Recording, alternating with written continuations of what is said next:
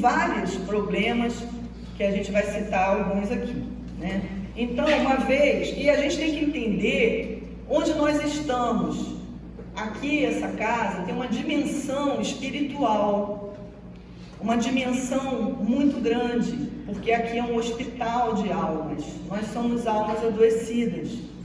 Aqui é uma escola também de reforma íntima. Uma vez o nosso irmão Chico foi fazer uma palestra numa cidade, e chegando lá não tinha ninguém, não compareceu ninguém, e aí ele ficou assim um pouco triste, né?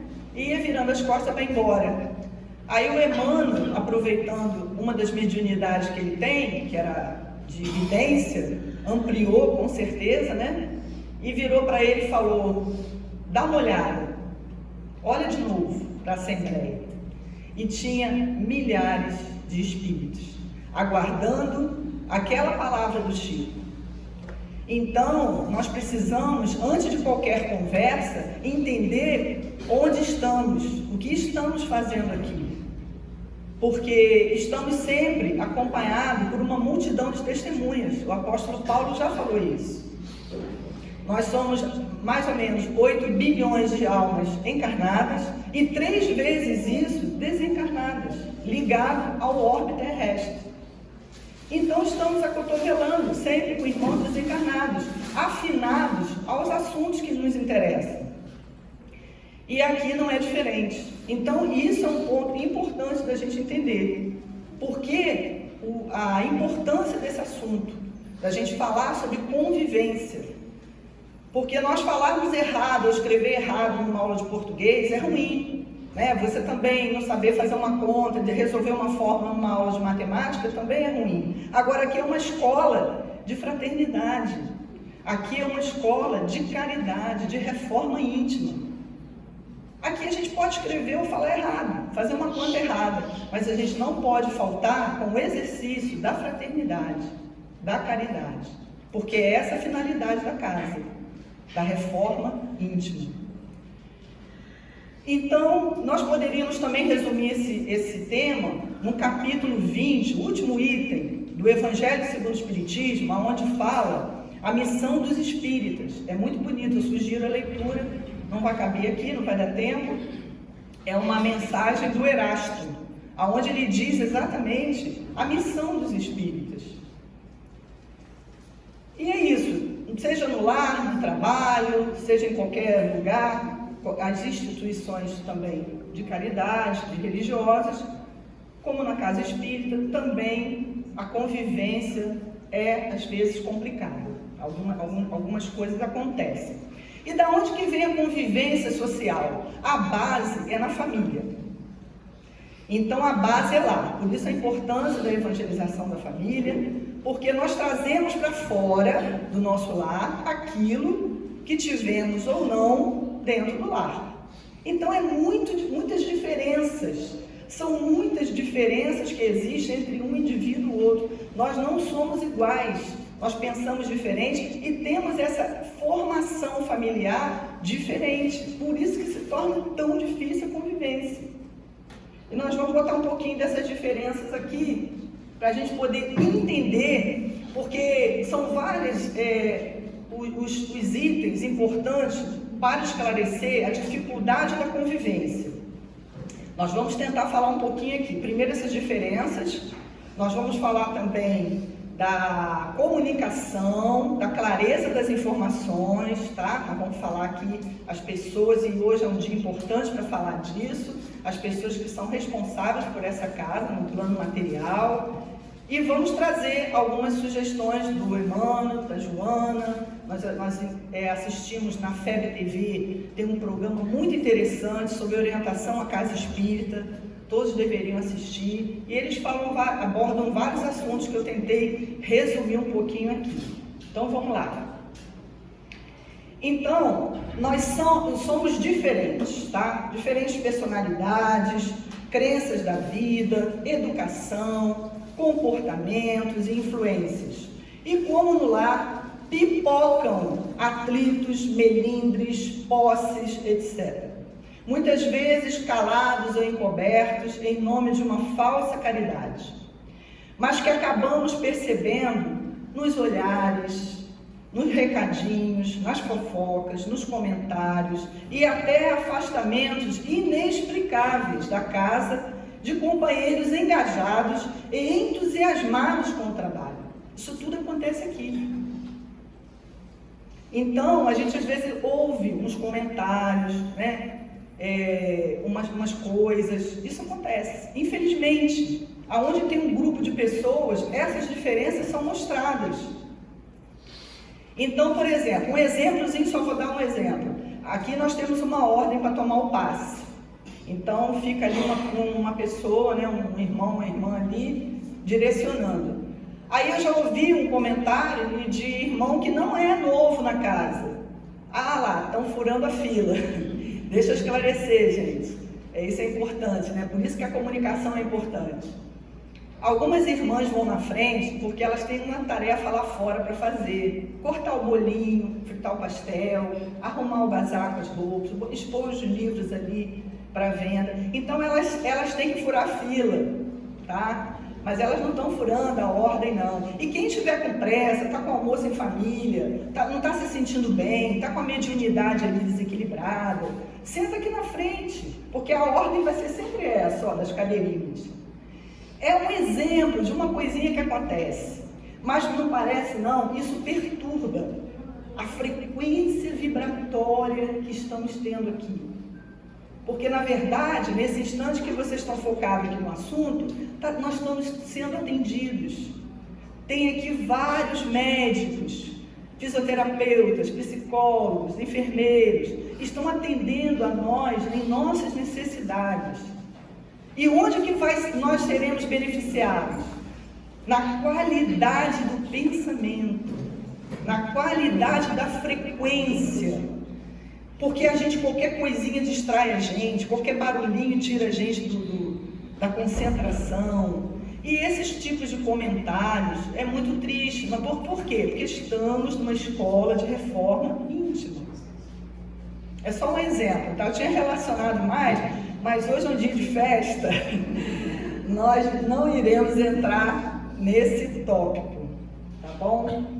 Então vamos lá. Então os pilares da dificuldade, a gente vai tentar falar essa falta de comunicação, as diferenças e o orgulho e o egoísmo que estão sempre. Nesse grande jardim que é o planeta, onde os botânicos já registraram que numa mesma árvore não tem uma folha igual uma outra, então nós somos diferentes. E aqui vamos ver quem se encaixa, né, nessas aptidões. Nós temos já virtudes desenvolvidas, nós temos maneiras de ser. Então aqui nós vamos encontrar aquele irmão dinâmico, disponível, mas não é apto a planejar e nem expor.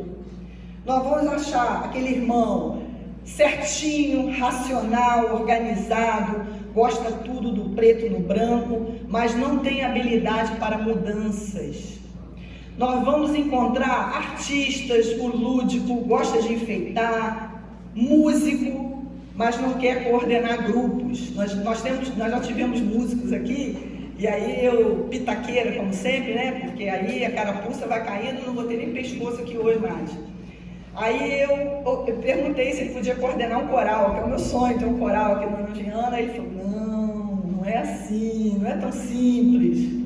Então ele tocava, cantava, né, compunha, mas não tinha essa questão.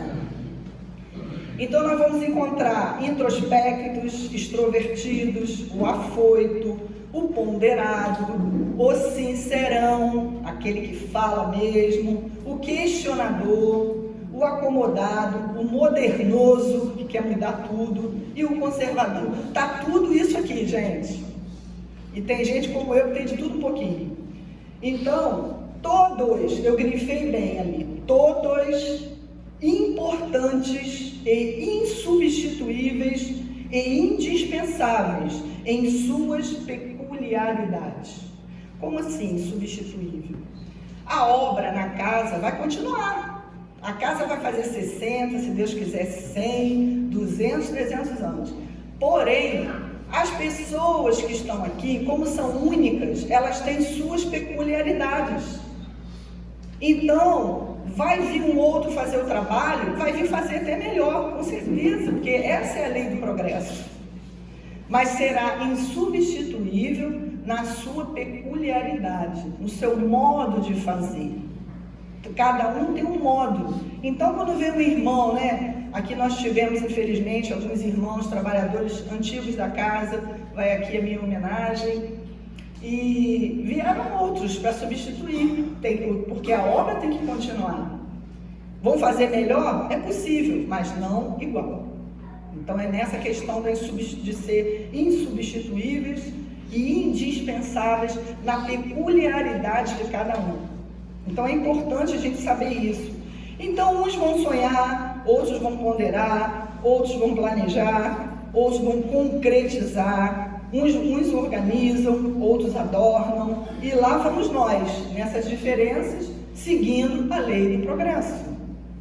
Nós somos empurrados a continuar, não tem jeito.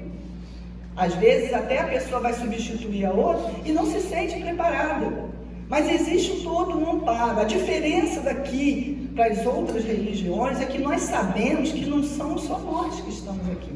A coordenação dessa casa, a administração dessa casa, tem um grupo de irmãos no plano espiritual que coordenam.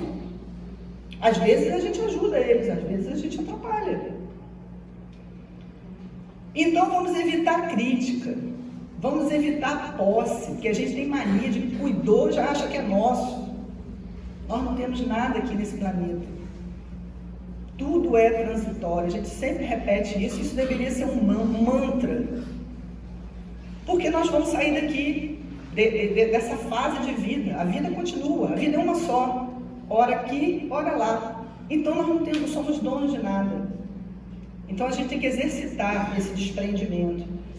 Não valorizar tanto o ego, como a Joana tanto ensina, né? Evitar personalismo. Porque aqui eu não sou dona de nada, aqui na minha casa, então eu tenho que fazer tudo com a opinião do outro, do irmão. Eu tenho sempre que consultar. Meu trabalho de tarefeira aqui, eu sou subordinada a Gleice, então eu tenho que sempre, né, de vez em quando, ela puxa minha orelha, fala com a gente, ó, isso não, isso sim, porque existe uma ordem, existe uma hierarquia. E isso é importante, nós vamos falar aqui na frente que Kardec fala sobre isso. Sufocar o orgulho e o egoísmo. Esse é o nosso trabalho, difícil, mas nós temos que treinar isso aqui, tá? Nessa grande escola. Aqui nós trouxemos uma pergunta do Consolador, e as perguntas nos estudos espíritas, tanto no Livro dos Espíritos, ela tem que ser bem lida, bem compreendida, porque ela já é esclarecedora. As perguntas já são ela mesma uma lição. Então ele perguntaram a Emmanuel assim, com a psicografia do nosso querido Chico: como poderemos encontrar dentro de nós o elemento esclarecedor de qualquer dúvida quanto à qualidade fraternal e excelente do ato que pretendamos realizar nas lutas cotidianas da vida de relação? Foi perguntado a Emmanuel: como é que eu resolvo comigo mesmo para avaliar se eu estou tendo uma qualidade na relação com o outro? Difícil, né? Mas o Emmanuel responde, e é uma resposta que a gente já sabe.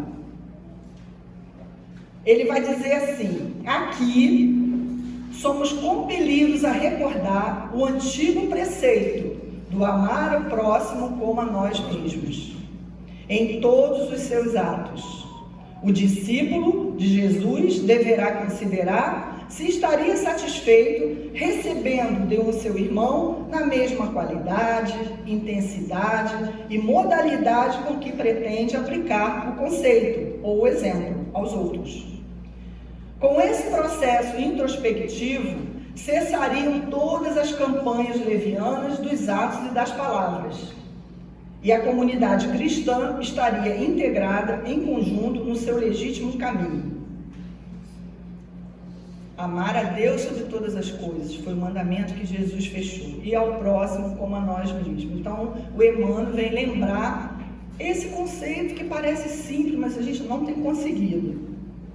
Quando ele fala aqui, é em qualquer lugar, tá? Em qualquer lugar. Do lado dos encarnados e dos desencarnados. Quando ele chama discípulos de Jesus, somos todos nós. Discípulo quer dizer aluno. Somos discípulos de Jesus. Quando ele fala processo introspectivo, é o que estamos estudando com a Joana lá na série psicológica, o 6º livro, Autodescobrimento. Esse processo introspectivo, eu tenho que ver em mim o que eu tenho, que eu preciso resolver. Minhas impaciências, minha impulsividade, o meu orgulho, a prepotência, é esse trabalho. Eu não tenho que ficar tomando conta do outro. Não é assim que a gente vai aprender. Eu tenho que fazer esse processo introspectivo. A psicologia ensina isso e a Joana fala disso o tempo todo. Despertar essa consciência. Para que a gente vá, siga o legítimo caminho. Que caminho é esse? Da regeneração, que já começamos. Estamos a passo de tartaruga, mas estamos na direção da regeneração. E somente quando a gente fizer esse processo introspectivo que o Emmanuel está falando e a Joana também ensina, é que nós vamos conseguir avançar. Não será criticando o outro, não será querendo consertar o outro, não será. Então essa é a dica do Emmanuel, né?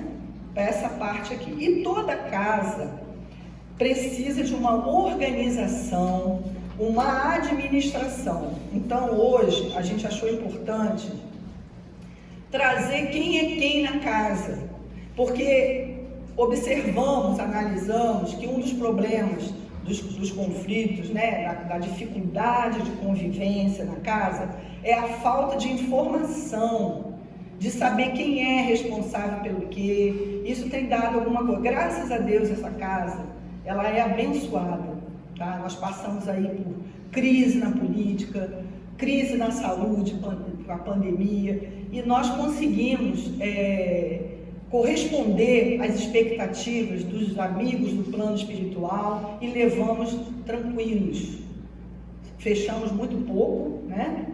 E com os estudos online, e não houve aqui nenhum problema de partidarismo também, político, então a gente está seguindo tranquilo. Mas se a gente foi observar o que poderia trazer dificuldade na convivência daqui, então nós observamos que às vezes é essa falta desse conhecimento de quem compõe, quem são os diretores e membros da casa.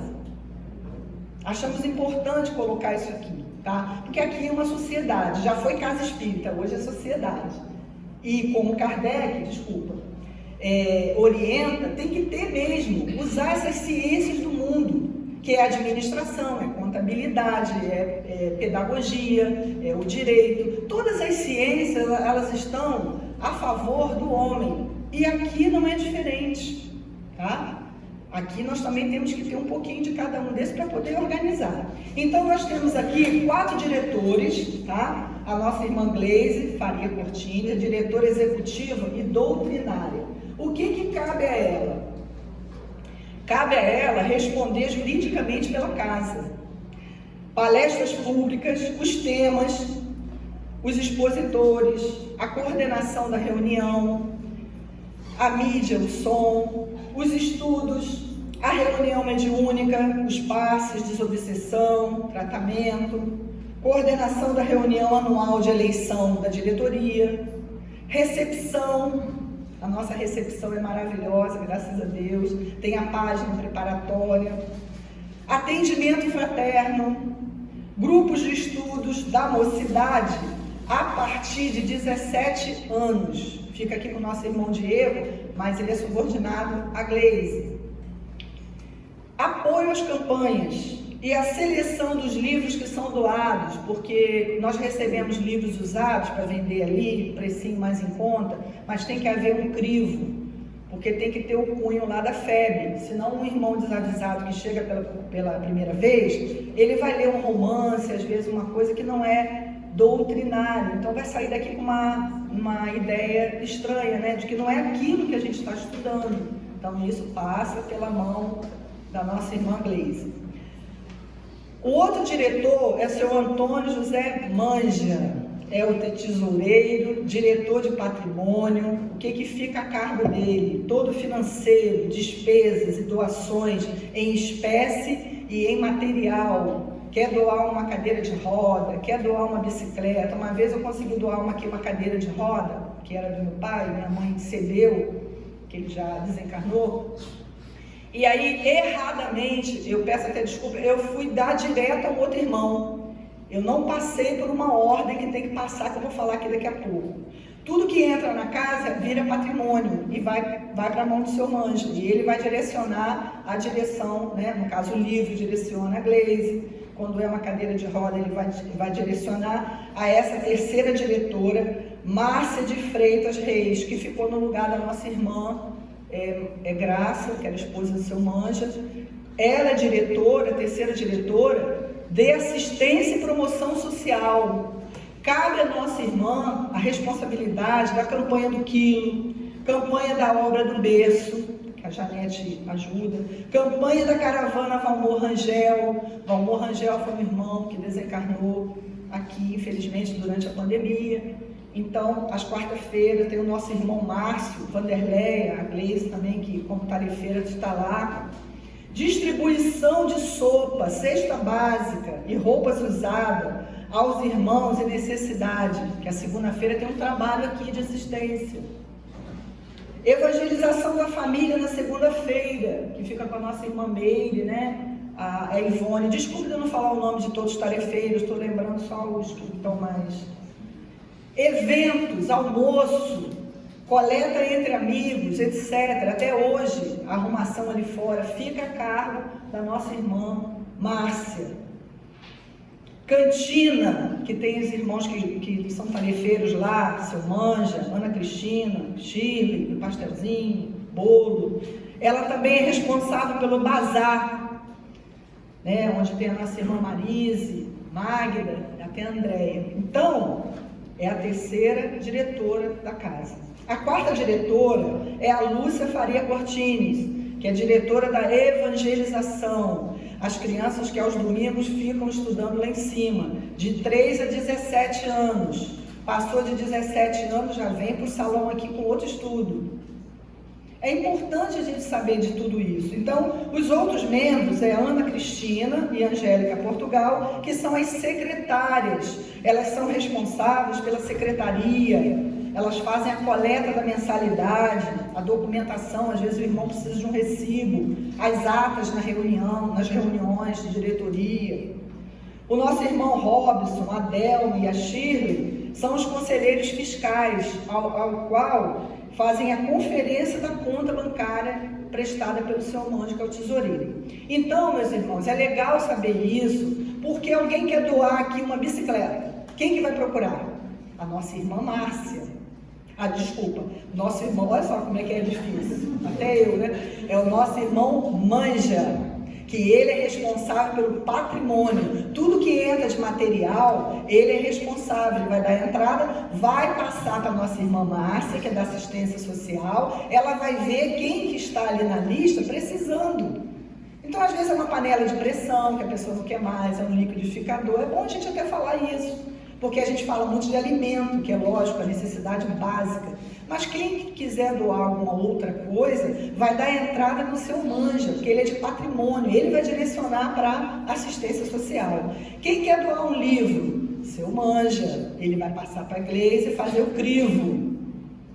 Estão entendendo? Trouxe um bolo, quero doar para a cantina. É a Márcia. Se a Márcia não tiver, vai estar sempre os tarefeiros daquele lugar, que é o seu Manja, a Shirley, a Ana Cristina e outros, né, que ajudam lá. Então isso é importante, porque tem que ser respeitado um pedacinho de cada um. Ninguém pode pular essa hierarquia, essa ordem. Lógico que aqui a gente não vai ter rigorismo. Nós não vamos ter um fechamento como uma empresa convencional. Mas tem que ter ordem, tem que ter disciplina, tem que ter o exercício da fraternidade, da caridade. Entendeu? Então, como o Chico falava, é uma organização de Jesus. Aqui é uma organização. E tem que ter quem faz o quê, né? Do seu manja também, eu esqueci de falar, ele é responsável, deixa eu especificar direitinho do seu manja, que eu pulei aqui 2 linhas. Ele é financeiro, despesas e doações em espécies, prestação de conta das entradas e saídas da conta bancária da casa, patrimônio, os móveis, chaves, obras, compra de material de limpeza, itens para cantina, papelaria, para sopa lá de segunda-feira, se caso falte, porque a gente usa o que é doado na campanha do quilo. Mas às vezes falta algum item importante, é da casa que vai ajudar. Então é responsável pela luz, pela água, pela pintura, manutenção da casa no geral e pela funcionária da limpeza, que nós temos uma funcionária da limpeza, que todos esses também que eu estou falando aqui são tarefeiros, além de diretores, são tarefeiros, tá? A nossa irmã Neuza também é tarefeira. Então é legal saber isso. A partir de agora, vou fazer uma doação, vou fazer alguma coisa, a quem que eu procuro? Tem alguém responsável por aqueles pedacinhos, tá bom? Vamos seguir aqui. Então, o conceito pela FEB, tá, de casa espírita, eu gostaria também de passar para vocês, né? O centro espírita é um templo de oração, onde, sob as bênçãos do Evangelho, entramos em comunhão com Deus, com Jesus e com os amigos espirituais que nos assistem. É aquela frequência vibratória que a gente tem que manter aqui. Nele encontramos uma oficina de trabalho, através da qual nos candidatamos a instrumentos da bondade divina, na ajuda aos irmãos em humanidade. É uma reunião de vibração em conjunto para irradiar energias de paz, de amor, de harmonia, inspirado na prática do Evangelho, à luz da doutrina espírita, em favor de encarnados e desencarnados, carentes de atendimento espiritual. É uma escola de almas, na educação do homem integral. A Joana tem até um livro, O Homem Integral. E segundo a FEB, é a célula disseminadora da doutrina e do congraçamento. O que é congraçamento? Né? A conciliação, reconciliação com os nossos inimigos do outro lado e até desse, porque a gente não está por acaso no agrupamento. É assim na família, é assim em qualquer lugar. A gente não vem só com amores, né? Já aprendemos isso.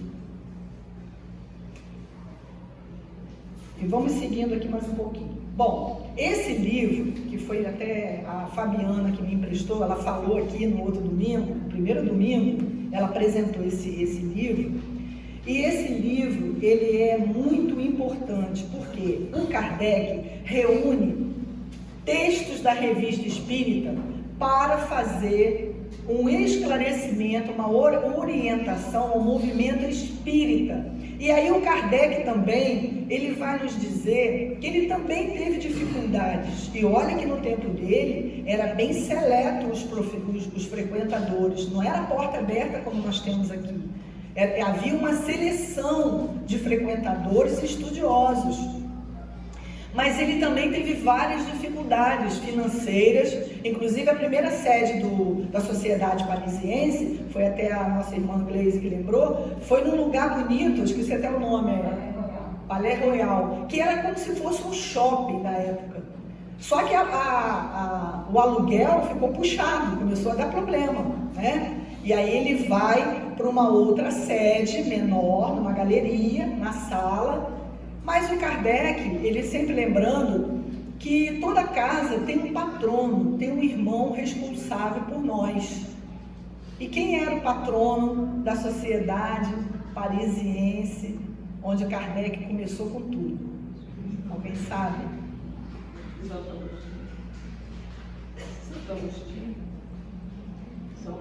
São Luís, que foi rei, coroado aos 12 anos, né? E foi um rei, e São Luís é a prova de que a política pode ser sim de pessoas boas religiosas, porque ele foi respeitado até pelos inimigos dele. Ele que foi o construtor da Sorbonne, uma das maiores faculdades da França, e ele era imparcial, piedoso, né, justo, até os inimigos respeitavam ele. Ele foi o grande patrono dessa sociedade parisiense, ao qual ajudou muito Kardec. Ele é mencionado no Evangelho segundo o Espiritismo, no Livro dos Médiuns, no livro dos Espíritos. Ele tem perguntas dele. Então ele participa, ele ajuda esse movimento que foi iniciado lá, São Luís, tá? Então, é importante a gente saber das dificuldades administrativas, dificuldades de relação. E o Kardec vai trazer, eu trouxe assim, um pedacinho só do capítulo 5 desse livro, onde ele faz esse discurso de encerramento, passando de um ano para o outro, na Sociedade Parisiense dos Estudos Espíritas, que é atualíssimo, serve para a gente agora. Então ele vai dizer: a comunhão de pensamentos e de sentimentos para o bem é, desse modo, uma condição de primeira necessidade, não podendo ser encontrada num meio diferente, heterogêneo, onde tem acesso às paixões inferiores, do orgulho, da inveja e do ciúme, paixões que sempre se revelam pela malevolência e pela acrimônia, quer dizer, aspereza, crítica, de linguagem, por mais espesso seja o véu com que se procure cobri-las. É o ABC da ciência espírita. Então Kardec dizendo que a alfabetização da ciência espírita começa com a comunhão de pensamentos, de sentimentos. Então, apesar de todas aquelas diferenças que eu mostrei, apesar de sermos únicos e termos formações diferentes de pensar, formas de pensar, nós temos que ter uma comunhão num objetivo. Então a gente entra ali, naquele portão, a gente já começa a ser tratado, a gente já começa a fazer parte de uma outra ambiência. Mas a gente também não pode, ao sair, ser muito diferente, não. Porque aqui é a aula teórica, mas a prática é em qualquer lugar. Essa vibração que Kardec fala, nós temos que ser espíritas em qualquer lugar. É difícil. A gente sabe que aqui a gente tem todo esse amparo, né, dessa vibração. Mas nós temos que ser lá fora que somos aqui. E os pensamentos também, entrar em harmonia. Então, se eu não concordo com uma coisa, eu não tenho que sair magoada e abandonar a casa. Não, vou lá procurar o setor ao qual eu me aborreci, se foi no setor de tesouraria, se foi no setor doutrinário, da assistência, vou procurar esse diretor e vou conversar. É tão difícil isso. Então a gente fica ouvindo umas reclamações aqui e ali, né? Mas tem que ir lá falar. Então as coisas que incomodam, agora a gente tem que saber falar, tem que saber ouvir um não. Eu sou pitaqueira dessa. Eu vi um não pitaco aí, algumas coisas que não é nem nada. Mas a intenção é para contribuir. Mas eu tenho que estar preparada para o diretor do setor, ou o irmão responsável, chegar para mim e falar: ó, tá viajando, esquece isso. Já ouvi muito isso aqui. Tá viajando. E eu não vou sair magoada, eu vou sair daqui de mal. Não é assim, gente. E o exercício? Aqui é o exercício, aqui é o laboratório. E se a gente vai bem aqui, a gente vai bem em casa, vai bem no trabalho, vai bem na escola. É esse o grande objetivo, formar almas melhores. Então nós estamos no laboratório. A gente tem que tentar, né, entender essa grande obra que o Kardec fala. Não é uma obra nossa, é muito além disso, né? Até as dificuldades que a doutrina teve no início, com aquelas mesas girantes, né? Vou botar aqui daqui a pouco uma mensagem desse irmão São Luís. A gente tem que honrar esse trabalho que o Kardec fez, noites sem dormir, milhares de cartas que a esposa dele respondia, porque ele já não aguentava, de tanta obrigação que ele teve. Então ele teve um cuidado criterioso de receber as mensagens para organizar uma doutrina para a gente, e aí a gente fica nessa teoria, né? Passa 20, passa 30 anos, passa 50 anos, e a gente não muda nada. E a falta de flexibilização da nossa mudança moral, que a Joana vai dizer, é exatamente essa autocrítica que a gente tem que fazer. O que eu estou fazendo? Quais são meus desejos? O que eu durmo pensando e acordo pensando? É um bom teste. É na obra que eu estou fazendo na casa? É para trocar o carro? É naquela dívida que eu estou parcelando? É a preocupação com a família? É a preocupação com não sei quem? Que não sei o quê. Então a gente vai no ramo muito do material. Nada contra a gente valorizar a vida material. Não estamos fazendo aqui, né, apologia à pobreza, vamos viver só pelo espírito. Não. Mas a gente tem que priorizar algumas coisas. Será que a gente está desejando a paz? Será que a gente está desejando o perdão, a harmonia, a boa convivência? Será que a gente está entendendo que o outro irmão tem problemas igual a nós? É o amar ao próximo como a nós mesmos. E detalhe, quando a gente fica aqui incomodado com uma criança que está socando o chão lá em cima, que parece que a gente não foi criança, aí você perde aquele time, aquela frequência vibratória. Quem sai perdendo é a gente. Porque está aqui o irmão do lado, dando um passe, né, do plano espiritual, tentando aliviar suas mazelas, suas dores. Aí você vai e se incomoda com uma criança que gritou ali, ou com um que subiu ali, que um que entrou na sala que não fui eu. Poxa, aí já desmonta. Porque eles estão em volta da gente para ajudar, mas eles precisam de quê? Da frequência vibratória para fazer o Wi-Fi funcionar. Então, o estudo é importantíssimo. A Joana vai dizer 3 coisas, tá? Na apresentação da doutrina espírita para o mundo, ela fala isso. Ela chama de espiritizar, que é os indivíduos que se apresentam. A gente precisa continuar pensando na obra da casa, no parcelamento da dívida, pode pensar em tudo isso, que isso faz parte do mundo, é normal, mas a gente tem que se espiritizar, entender que eu sou um espírito. Ela vai dizer qualificar para o trabalho. Como que a gente se qualifica para o trabalho? Estudando, não tem jeito. E humanizar, que seria a prática desse estudo, para que a luz primeiro ilumine os próprios trabalhadores. Porque se a gente vem para cá na intenção de contribuir, a gente tem que estar minimamente equilibrado, senão a gente não consegue fazer nada. Então, quais são as metas dessa grande escola de aulas? Estudo, prática e a divulgação. Porque o que é bom para a gente quer também que seja bom para o outro. E como é que a gente divulga? Tem esse trabalho aqui, disposição, mas tem também o nosso exemplo. É você ali fora, ouvindo uma queixa, é você estar na rua, né? Quando você está numa condução cheia. Então você está tentando, né, colocar em prática toda a teoria que nos é dada. Tá bom? Então, eu vou encerrar aqui. Pode ser que tenha outros recadinhos, né? Tem muitos recadinhos, então. Por isso que eu já diminuí aqui, que o relógio aqui passa rápido demais. Eu vou trazer aqui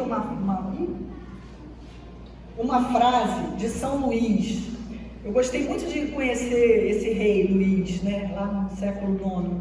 E ele diz assim: zombaram das mesas girantes, mas não zombarão jamais da filosofia, da sabedoria e da caridade que brilham nas comunicações sérias. Que vejam aqui, que escutem ali, mas que entre vós haja compreensão e amor. Tá? São instruções a Allan Kardec, ao movimento espírita, São Luís falando, lá naquele capítulo 5 que eu falei para vocês, daquele livrinho de discurso do encerramento. Então, nós temos que ter entre nós a compreensão e o amor. É difícil? Ainda é muito difícil. E eu não vejo como, se a gente não fizer esse trabalho de introspecção, de avaliar como estamos. Então, meus irmãos, obrigada pelo silêncio, pelas vibrações que chegam aqui, né? A gente sempre conta com esses irmãos que estão aqui nos inspirando, nos acalmando. É uma responsabilidade a gente expor, né, a doutrina, a gente tem que estudar. Estou muito feliz pelo dia de hoje, 60 anos da nossa casa. Então, que Jesus possa nos amparar, iluminar os responsáveis do plano material da casa. Um agradecimento aos irmãos que já estão do outro lado, que fizeram parte desse trabalho. E agradecendo a Deus, a Jesus, a Joana, todos esses irmãos que trazem tanta informação para nós, teóricas, e que a gente possa pôr em prática, tá bom? Um lindo domingo para todos, que Jesus permaneça conosco. Obrigada. Obrigada.